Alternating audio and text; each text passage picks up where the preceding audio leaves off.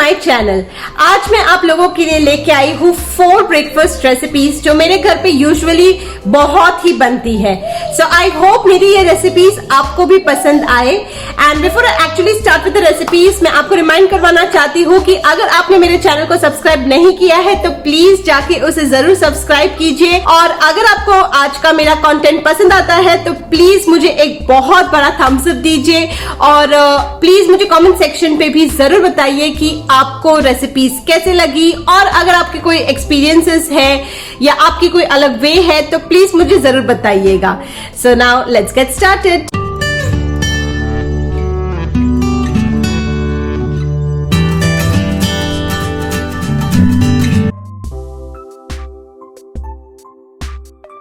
बाजरा thalipeeth में आप actually बाजरा नाम है लेकिन आपको जो आटा चाहिए वो आप ले सकते हो। तो मैं यहाँ पे 1/3 कप ले रही हूँ रागी आटा। फिर मैं ले रही हूँ ये मेन जो बाजरे का आटा है वो मैं 2 बार ले रही हूँ। इसमें ऐसा कोई स्पेसिफिक क्वांटिटी नहीं है, आपको जिस हिसाब से क्वांटिटी पसंद है उस हिसाब से कोई भी आटा ज्यादा या कम कर सकते हैं। अब ये मैंने जवारी का आटा लिया है तो ये भी मैं थोड़ा ले रही हूँ एक्स्ट्रा, ये भी मैं 2 ले रही हूँ। और अब मैं इसमें डालूंगी 1 बड़ी चम्मच जितना बेसन आटा, थोड़ा बाजरे का आटा मैं और डाल रही हूँ। तो ये हो गया मेरा बाजरे के आटे का मिक्स। तो अब मैं इसमें डालूंगी 1 चम्मच जीरा, आधी चम्मच हल्दी, आधी चम्मच लाल मिर्च, ये ऑप्शनल है, आपको डालनी है तो 1 चम्मच धनिया जीरा पाउडर। मैं इसमें थोड़ी सी अजवाइन भी डाल रही हूँ, 1/4 चम्मच। और अब ये 2 ग्रीन चिलीज ली है मैंने, तो उसको मैंने एकदम छोटा छोटा चॉप कर लिया है। और ये एक छोटा सा पीस अदरक का भी मैंने स्क्रैप करके रखा है। तो ये हो गया। और अब मैं डालूंगी इसमें कोथिम्बिर। तो आप इसमें कोई भी हरी पत्ती डाल सकते हो, अगर आपके पास कांदे के पत्ते हैं तो वो डाल सकते हो, या तो फिर मेथी के पत्ते डाल सकते हो, या धनिया का पत्ता डाल सकते हो। तो आप ऐसा कुछ भी डाल सकते हो, इसमें कोई भी हरी पत्ती डाल सकते हो। अब मैं इसमें डालूंगी 1 चम्मच दही और 1 चम्मच नमक। और मैं इसमें डाल रही हूँ थोड़ा सा तेल ऑप्शनल है, नहीं डालू तो भी चलता है, और 1 चुटकी हिंग। अब इन सबको मैं बहुत अच्छे से मिक्स कर लूंगी। अगर आपके पास गर्म पानी है तो गर्म पानी से आप इसे मिक्स कीजिए, और अगर आपके पास गर्म पानी नहीं है तो भी चलेगा, ठंडे पानी से करिए, लेकिन फिर उसको थोड़ा ज्यादा मसल देना। मैं इसको लगातार 5 मिनट तक मसल रही हूँ, फिर मैं इसका थाली पीठ बनाना शुरू करूंगी। तो सबसे पहले मैं एक प्लास्टिक लूंगी, जिपलॉक बैग लिया है मैंने यहाँ पे, और उसको कट करके ओपन कर दिया है। और अब मैं जितने पार्ट में मेरे को थाली पीठ बनानी है उतने पार्ट में उस एरिया को मैंने ग्रीस करके रखा है। तो ये मैंने ले लिया आटा और उसको मैं डिप कर रही हूँ तिल में, ताकि ये पूरा कोट हो जाए। मैंने दोनों साइड से किया, या आपके ऊपर है, ऊपर के साइड से करना है या नीचे के साइड से। एक बार हो जाए फिर इसको पैट करके आपको जितना चाहिए उस हिसाब से आप उतना बड़ा कीजिए। ज्यादा आप अगर इसको पतला करने जाएंगे तो ये उठाने के वक्त टूट जाएगा। इसलिए ये थोड़ा थिक ही होता है, बीच में इसका होल आएगा। और अब बड़े ध्यान से इसको जिपलॉक बैग से निकालना है और आप से यहाँ पे डाल देना है। देखा, बहुत ध्यान से करना पड़ता है। जहां जहां पे आपको लगे कि ये टूट गए वहां पे आप उसे फिक्स कर दो वापस। और अब इसको थोड़ी देर के लिए हम ढक देंगे। अब ये थोड़ा पक गया है। अब इसमें मैं घी लगा दूंगी।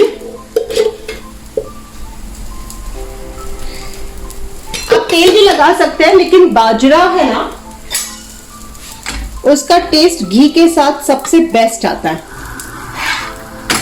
देखिए कितना अच्छा लुक आया इसका। थोड़ा मोटा है इसलिए ध्यान रखें कि फास्ट गैस पे ना करें, इसे थोड़ा मीडियम गैस पे करें।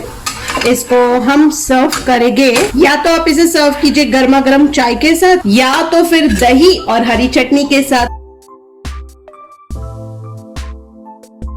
नेक्स्ट रेसिपी जो है वो है मुठिया। और मुठिया एक बहुत ही फेमस गुजराती डिश है। मोस्टली जो गुजरातीज होते हैं वो एज ए डिनर भी इसे खाते हैं। आप इसे ब्रेकफास्ट, स्नैक्स, डिनर कैसे भी खा सकते हो। मैं यूजुअली इसे डिनर के तौर पे बनाती हूँ ताकि नेक्स्ट डे मुझे ब्रेकफास्ट में कुछ बनाना ना पड़े और मैं इसे तब भी एंजॉय कर सकूँ।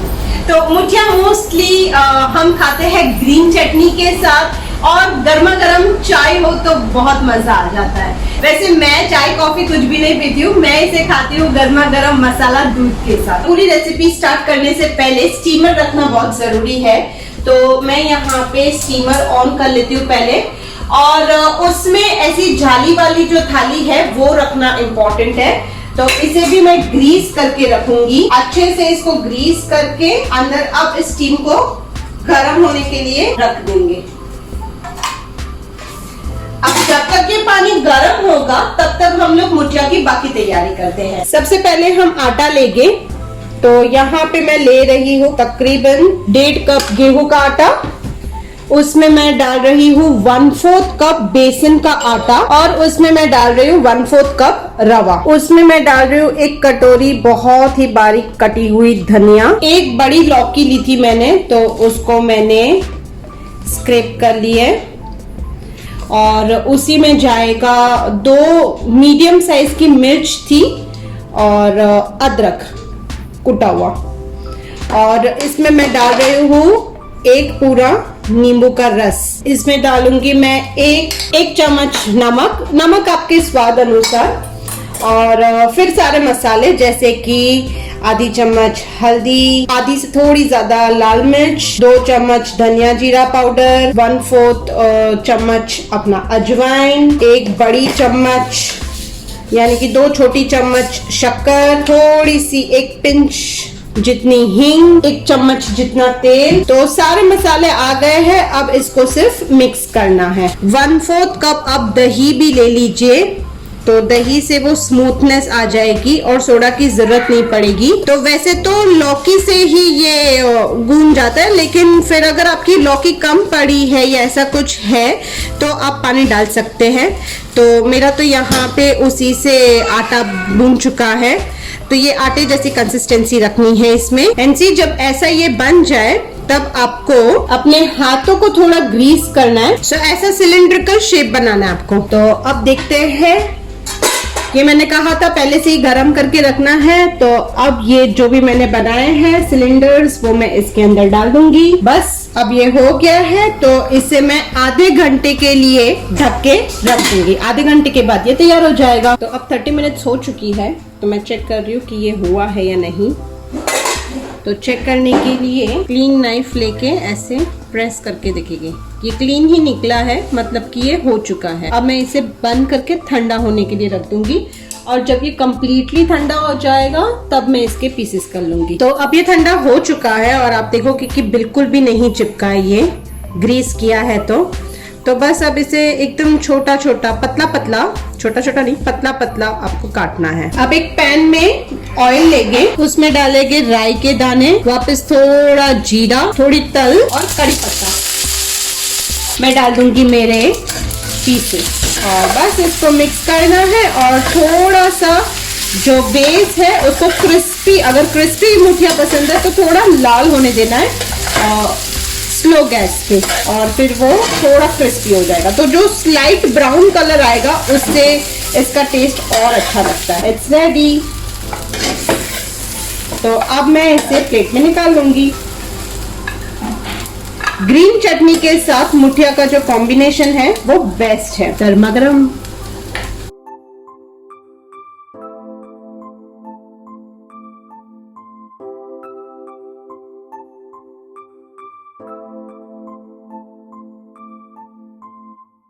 नेक्स्ट रेसिपी जो मैं बना रही हूँ आज, वो गुजराती की फेमस रेसिपी है, और हर गुजराती ऑलमोस्ट ये एवरी सुबह खाते हैं ब्रेकफास्ट में, और वो है हमारी स्पेशलिटी भाकरी, जो यश को भी बहुत पसंद है।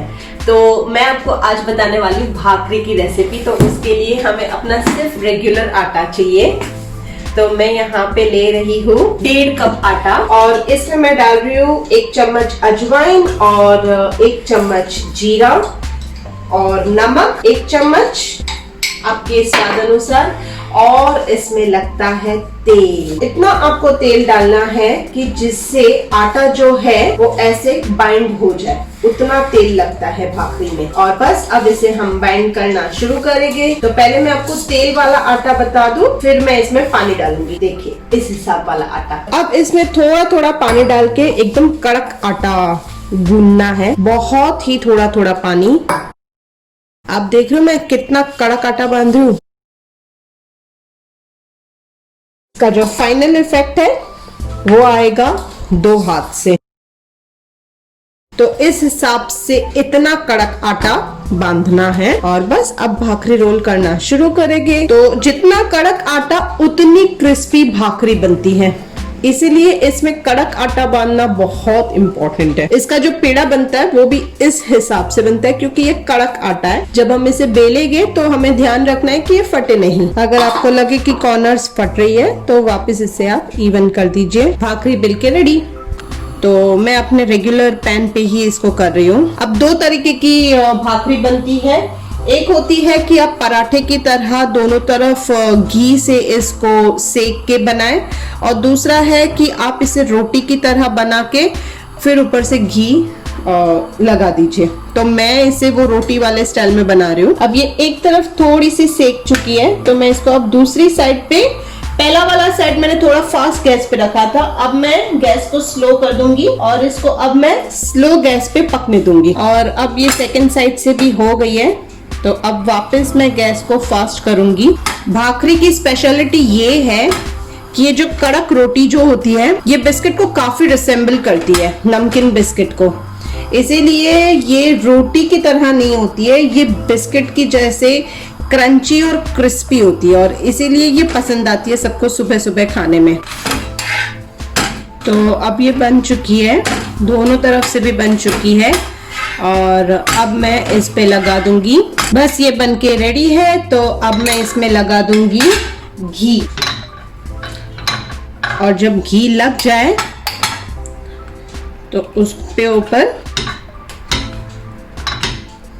ट्राई कीजिए कि इसको गर्मा गर्म ही सर्व करें।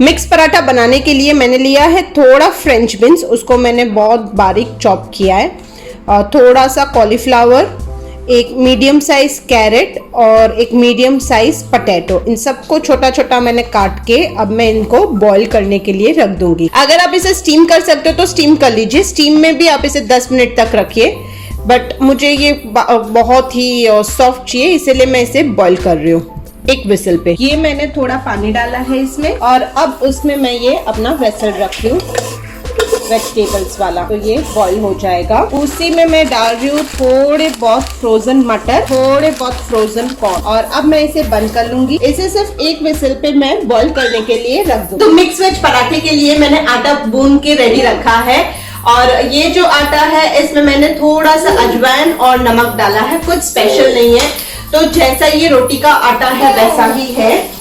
तो ये मैंने गूंद के 20 मिनट के लिए अलग से रखा था। अब ये सॉफ्ट हो चुका है, और मीन टाइम मैंने इसको बॉईल भी कर लिया है, तो देखते हैं। तो ये जो है वो एकदम ही सॉफ्ट बॉईल होके रेडी हो गया है। अब मैं इसे साइड में रख दूंगी। इसमें मैं डाल दूंगी सारे मसाले। अब मैं इसको थोड़ा ठंडा होने दूंगी। इसमें मैंने नमक नहीं डाला था, तो वो मैं ऊपर से डालने वाली हूँ। इसमें मैंने डाले हैं 2 पीसेस चीज के, ये ऑप्शनल है, इन लोग को चीज वाला बहुत पसंद है इसलिए वो मैं डालती हूँ।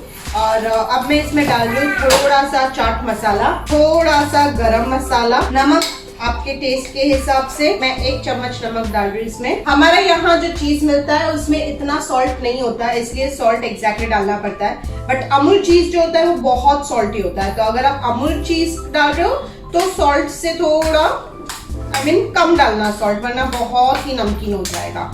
और ये सारे मसाले डालें। ऐसे हरी मिर्च अच्छी रहती है, बट मैं हरी मिर्च अवॉइड कर रही हूँ क्योंकि इनके मुंह में आ गई तो इनको जमेगा नहीं हीट और दिया को।